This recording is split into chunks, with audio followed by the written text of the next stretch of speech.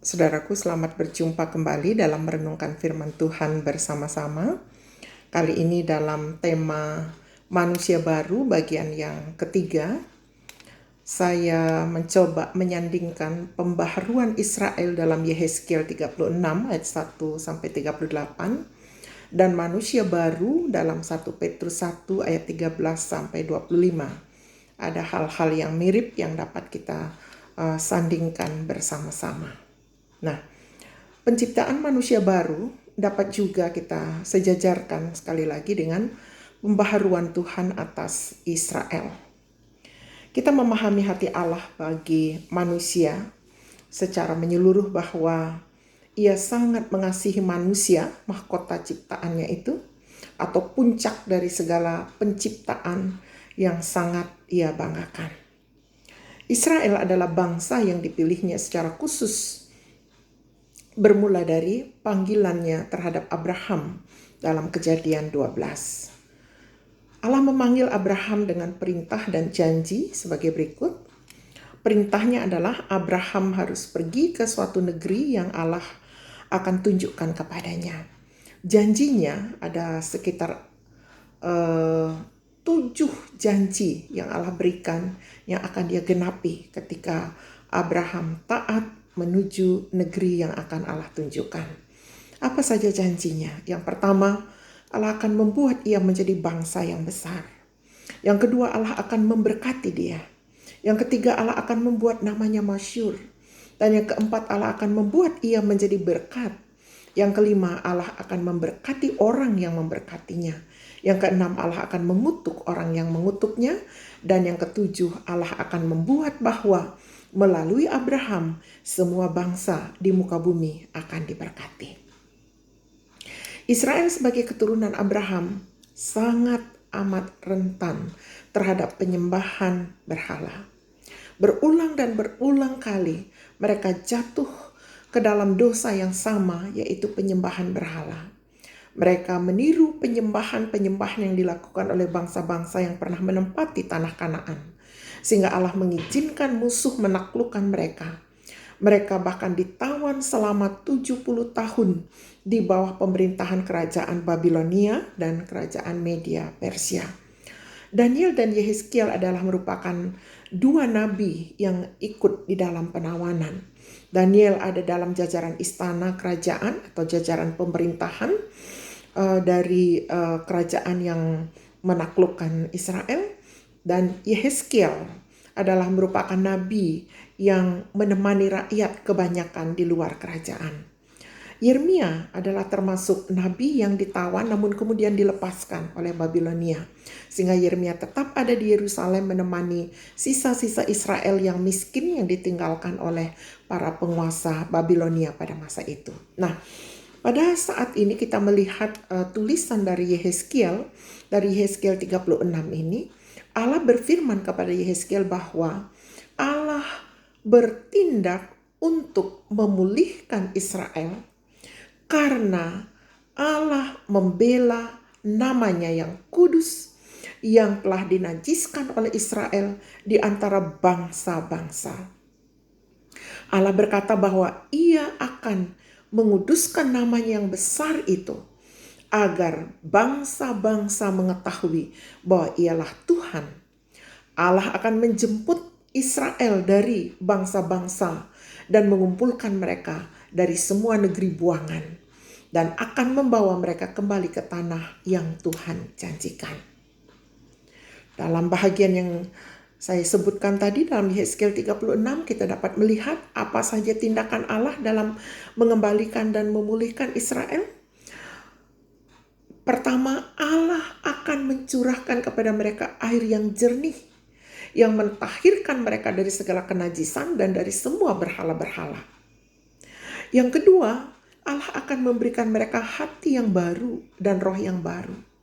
Yang ketiga, Allah akan menjauhkan dari tubuh mereka hati yang keras dan mereka diberikan hati yang taat. Yang keempat, Allah akan memberikan rohnya berdiam di dalam batin mereka. Dan yang kelima, Allah akan membuat mereka hidup menurut segala ketetapan Allah dan tetap berpegang pada peraturannya serta melakukan. Dan yang keenam, Allah akan melepaskan mereka dari segala dosa kenajisannya. Yang ketujuh, Allah akan menumbuhkan gandum dan memperbanyaknya serta menumbuhkan pohon-pohonan dan hasil-hasil ladang dibuatnya berhasil. Dan yang kedelapan, Allah tidak lagi mendatangkan kelaparan atas mereka. Dan mereka tidak akan menanggung noda kelaparan di tengah bangsa-bangsa. Yang kesembilan, tanah yang sudah lama tandus akan didiami kembali dan akan menjadi seperti Taman Eden. Yang kesepuluh, Allah akan membuat bangsa-bangsa membangun kembali.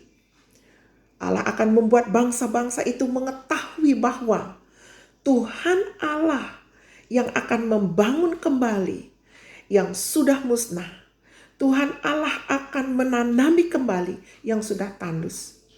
Dialah Tuhan yang mengatakan dan pasti akan terjadi. Yang ke-11, Allah meminta kepada mereka agar bangsa Israel itu meminta kepada Allah apa yang Allah akan lakukan bagi mereka, yaitu membuat mereka banyak seperti lautan manusia. Ke-11 hal ini dilakukan oleh Allah agar bangsa Israel tahu bahwa Dialah Tuhan. Hal ini dilakukan Allah agar bangsa-bangsa lain tahu bahwa Dialah Allah dan Tuhan. Allah sungguh-sungguh ingin memperkenalkan dirinya kepada manusia bahwa Dialah Allah yang benar. Sekarang kita lihat bagaimana penciptaan manusia baru selaras dengan pemulihan Israel. Dari 1 Petrus pasal 1 ayat 13 sampai 25. Firman Tuhan katakan, letakkanlah seluruh pengharapanmu sepenuhnya pada kasih karunia Allah yang dianugerahkan kepada kamu pada waktu penyataan Yesus Kristus. Hiduplah sebagai anak-anak yang taat. Jangan turuti hawa nafsu yang menguasai kamu pada masa kebodohanmu. Hendaklah kamu menjadi kudus dalam seluruh hidupmu, sama seperti Dia yang kudus yang telah memanggil kamu. Sebab ada tertulis, kuduslah kamu, sebab aku kudus. Hendaklah kamu hidup takut akan Allah selama engkau hidup di muka bumi ini. Mengapa kita sebagai manusia baru ciptaannya harus hidup seperti itu? Sebab yang pertama, kamu sudah ditebus dengan darah yang mahal, yaitu darah Kristus yang nilainya sama dengan darah anak domba yang tidak bernoda dan bercacat. Yang kedua, kamu telah ditebus dari cara hidupmu yang sia-sia yang kamu warisi dari nenek moyangmu. Dan Yesus Kristus sebagai penebus itu telah ditentukan Allah, telah dipilih Allah menjadi penebus sebelum dunia dijadikan. Betapa hebat rencana Allah. Sebelum Dia menciptakan semuanya, Allah sudah mengetahui bahwa ciptaan mahkota ciptaannya akan jatuh ke dalam dosa. Dan Yesus Kristus telah disiapkan untuk menjadi penebus. Betapa hebat. Dan firman Allah katakan, karena kamu, Ia baru menyatakan diri pada akhir zaman. Karena Yesuslah yang telah datang ke dunia ini memperkenalkan Allah yang benar, maka kita harus hidup sebagai manusia ciptaan baru seperti yang Allah minta. Mengapa kita harus hidup seperti itu? Karena Allah membangkitkan Yesus dari antara orang mati.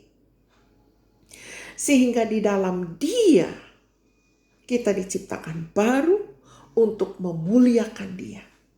Sehingga pengharapan kita, iman kita tertuju kepada Allah yang benar. Karena kita diciptakan di dalam Yesus Kristus, Allah yang benar. Mengapa kita harus hidup kudus? Mengapa kita harus hidup taat? Karena kita telah dilahirkan kembali oleh firman Allah yang kekal,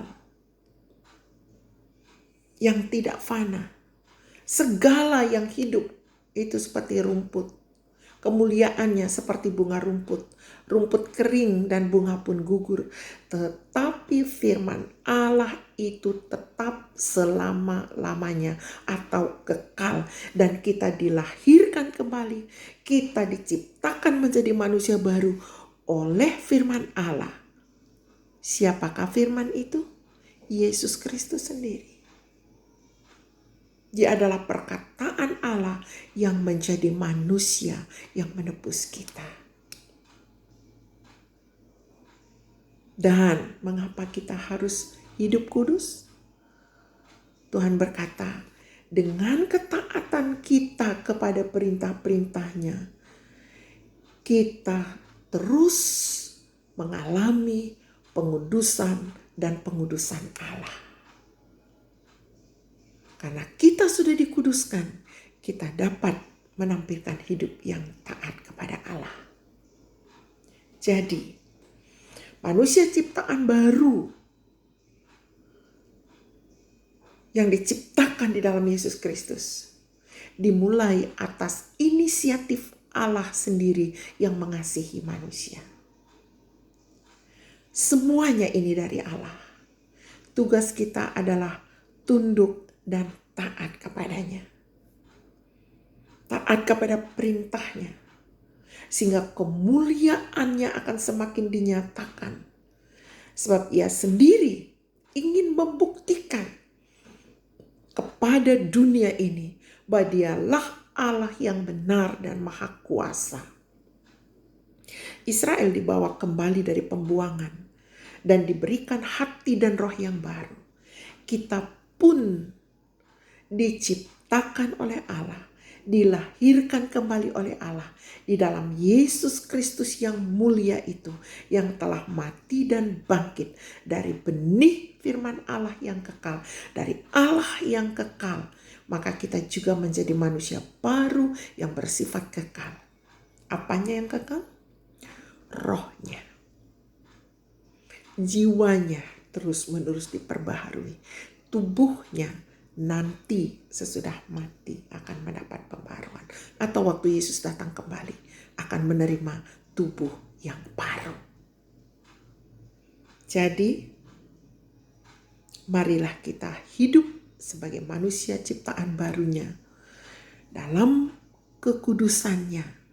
Dalam hidup yang takut akan Allah selama ada di muka bumi ini.